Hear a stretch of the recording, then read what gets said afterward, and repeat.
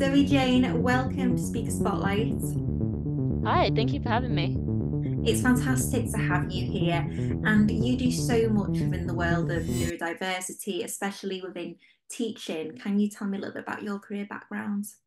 Yeah, I have a bit of a chaotic career background. I actually graduated as a sports therapist, so completely 180 to teaching, but I now find myself as an education and skills team leader, which requires me to do a lot of planning and prepping and delivering of different sessions, looking at employability and life skills. And I fell into this sector because I had a lot of young people ask me questions when I was doing my sports therapy. And through those conversations, I found there was more and more young neurodivergent people asking me questions. And then that led me down a path of wanting to explore this and how can I guess, put my 2 cents into the mix and help people who also have neurodivergent conditions. And it's a massive thing. I don't know, would you say those young people were reaching out to you verbally and saying, I need help? And you're nodding your head there because it can be such a challenge, especially at that age, reaching out for help. But the fact is, these young people are asking for help and they don't necessarily get that help. And I think for you, it's that frustration where it's like, I want to help them, but these support measures in place. And that's kind of what's led you Yes. on to where you are today. Yes. As a sports therapist, you truly become a therapist. You hear problems. I get asked random ass questions, and it's just one of those ones where they are very vulnerable when they're with you because most times it was an injury that led them to my to just me basically. And yeah, the more I spoke to them, there was curious, they were asking questions that they couldn't necessarily ask at home, whether that was down to parents not really understanding or coming from a culture where it's not very accepted. So they didn't really have anyone to ask these questions to. So it kind of just landed onto me and we would have these conversations. And it left me thinking, well, if they're having these conversations with me, there's plenty of other people out there that don't have a me. How can I actually help be that person for people that don't have someone to speak to?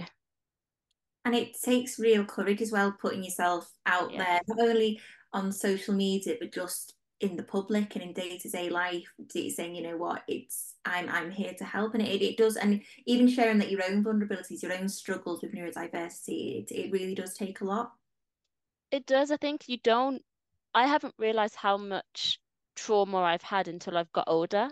Some of the things that happened to me in school with some of the hurtful comments, you just brush off. If you're going to tell me something, I'm going to tell it back to you. So I had a very tough exterior, but it wasn't until I got older when I was like, oh, you know what? That was quite traumatic. Do I want to talk about it? Do I want to unload it? I'm very happy to. I think part of it is I'm an only child. So if you give me someone to talk to, I'm going to talk to them. But I do think I didn't realize how much of an impact certain things were to me when I was younger until now, as I've got older.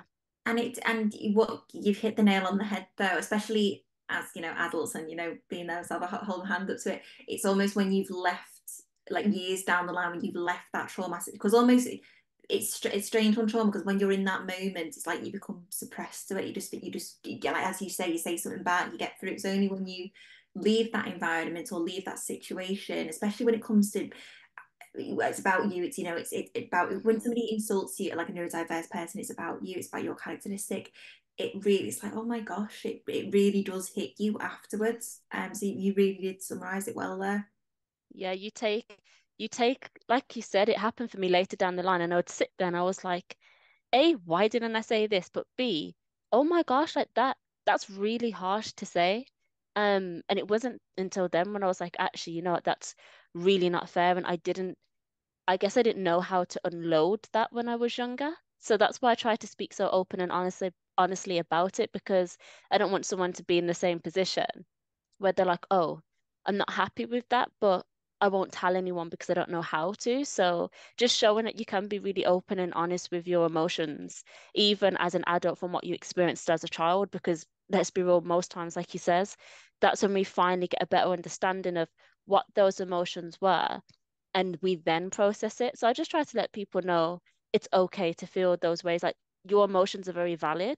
That doesn't give an excuse for people being horrible, but what you're feeling is valid and let's talk about it if you want to.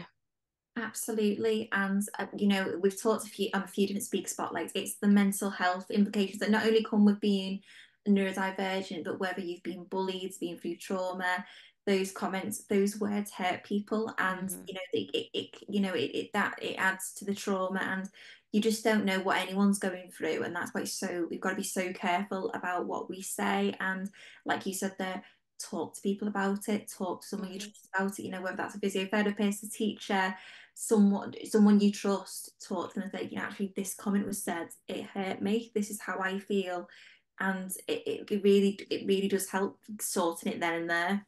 Definitely. It's just knowing you can talk to someone. Sometimes I say, and I'm not saying talk to strangers, but as an adult, when you talk to someone you don't really know, you feel like you can unload everything because you don't think you're going to see that person again.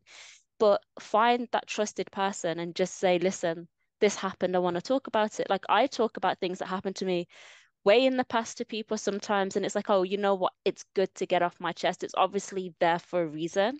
So I like to part ways with it and just say what I'm thinking. Otherwise, it's just going to eat me alive, and I'm not someone who can deal with that. And much rather, as soon as something's happened that I'm not happy about, I need to talk to someone about it and get it off my chest.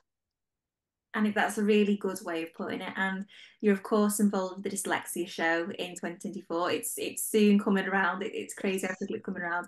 Can you tell me a little bit about what you'll be doing there and what people can expect from the show? Yes, so I will be running a seminar. So I'm going to be talking about dyslexia and how you navigate that within families. So I'm dyslexic, but I have a mother who is also dyslexic. And I don't really see this perspective spoken about much. So I wanted to change that. I wanted to bring my perspective of actually what is it like growing up with a parent who is also dyslexic, but dyslexia is a little bit different to mine. You may say a little bit more severe than mine. So what was the challenges? What was our strengths? And I think what I want to get out to there is a message to other dyslexic parents that it is okay. You are doing such a great job without knowing it. Like, yes, you're going to struggle, but that's fine. So I just wanted to, I guess, what I'll be doing is shining a light on some of the challenges, but what strengths can also come from it. And I think it's fascinating because I've got a dyslexic mum as well, and we're all neurodivergent in our house. But you've summed up really great there that every neurodiverse person is completely different. Somebody can have more severity when it comes to dyslexia, but you and your mum, for example, could be completely different in how you Yes. operate and how you parent and how your relationship. It's a really interesting way of looking at it, and I feel like so many people will really resonate, whatever their family dynamic is at home, they'll really resonate with hearing your talk. Yeah, definitely. Me and my mom are, I always say, we're like opposite sides of a coin. We are technically the same. Like, trust me, when you see my mom, you'll be like, oh, yeah, that's your child. But at the same time, we are completely opposite. I've always been loud, outgoing, quiet, a chatterbox. My mom's a little bit more reserved, even down to our strengths. My mom is one of the most creative people you'll find. She does like loads of embroidery and arts. I have no patience, sadly. I can't join that crew, but I like sports and dance. So there's so many similarities we share, but if there's anything she's built, she's taught me resilience, which a lot of us neurodivergent people, for better or worse, develop over time. But I think it'd just be nice to share the opinion of someone who's not too old yet, but still not too young. So I just really want to share what it's been like growing up and I guess give a bit of reassurance to the dyslexic parents out there. Yeah, and is your mum going to be there? Yes, which I'm excited for, but also a little bit nervous. I always, anything I do, I run it past my mom anyway. I'm like, oh, mom, just listen to this, please. But it'll be very interesting because this will be the first actual speaking gig my mom's come to in person. So we will see. I probably feel a bit more nervous, but she's always so supportive. And what I do, is always just get her opinion, but get her acceptance. You can imagine it's not always easy. Me as the child talking about how I had to support my mom and how I had to help with this. And I said to her, I really want to talk about it, not to bring you down, but to show how strong you are to ask for help and how strong you are to be you, because I know there's other parents that probably feel horrible for having to ask other people for help. But it's something I always try to run past with her anyway, because out of everyone in this world, I want to make sure my mom's happy and that I'm not disrespecting her. So it's going to be really nice to have her in the audience. Yeah, I'm really excited to see it and see what, like, I think it's going to be a really special moment for you both to experience that. So, Jane, thank you so much for doing Speaker Spotlight. In the meantime, where can people find you, maybe connect with you, find out about your work that you do, where can people find you? Yeah, so you can find me on LinkedIn as my name, Zoe-Jane Littlewood, or you can find me on Instagram at the Dyslexic Movement.